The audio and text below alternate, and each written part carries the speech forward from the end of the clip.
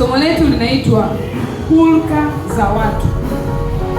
Hulka, H-U-L-K-A, hulka za watu au haiba za watu. Haiba za watu au hulka za watu ni tabia ya asili ya mwanadamu isiyoonekana kwa macho bali kwa matendo. Ni tabia ya asili, not only tabia, ni tabia ya asili ambayo mwanadamu anayo, na tabia hii sio ya kuonekana hivi, yani like mimi nikimwona Selina ndio nimeshajua uka yake, no.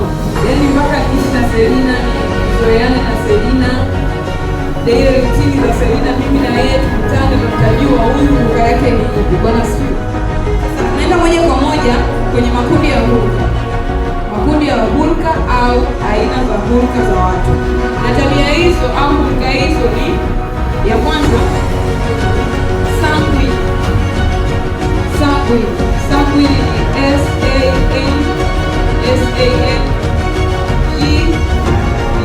S-A-N-G-U-I-N-E. Sanguine. Lakini ya pili ni choleric. Choleric.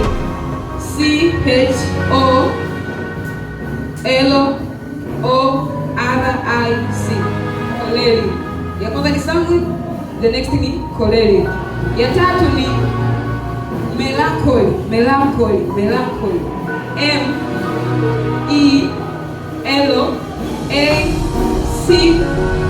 M-E-L-A-C-H-O-L-Y. Melancholy. Melancholy. Kwa kuna sanguine na lodia. Sanguine ni S-A-N-G-U-I-N-E. Choleric ni C-H-O-L-O-R-I-C. And then melancholy, M-E-C-H-O-L-Y. Ya mwisho ni phlegmatic. Phlegmatic.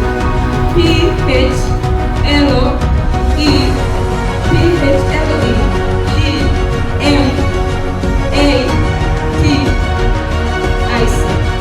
Naanza na star one. Sanguine. Sanguine. Sanguine ana sifa nyingi sana pamoja na madhaifu yake. Sifa yake ya kwanza, anajipenda. Sifa ya pili, anaongea sana. Sanguine anaongea sana, yani ni mtu wa hadithi, ni mtu wa kuchekesha. Lakini sifa ya tatu, okay, hiyo sifa anapenda sifa. No. Nimesema kwamba anapenda kuongea, si ndio? Mtu wa hadithi. Ya tatu, anapenda sifa. Anapenda sifa na kutambuliwa kama yupo.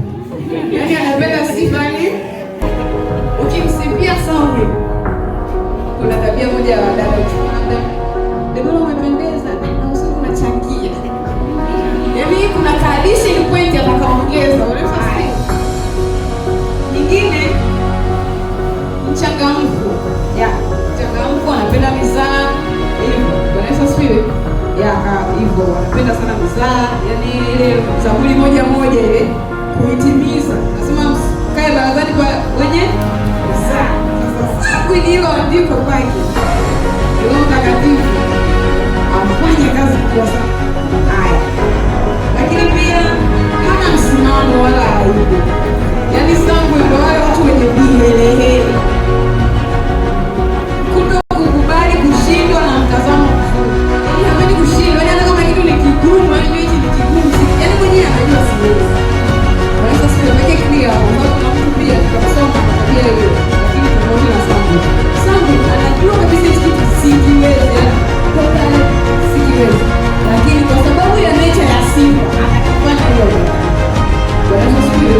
Au anaweza akifanya passionate ili mradi aonekane kwamba fanya nini?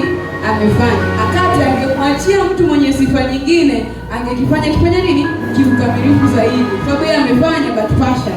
Lakini angemwachia labda mtu choleric, labda sijui hivyo phlegmatic, angekifanya kwa ukamilifu. Bwana sio. Amina. Aya, pili nyingine anasema hasikilizi mpaka mwisho. mtu kukatisha katisha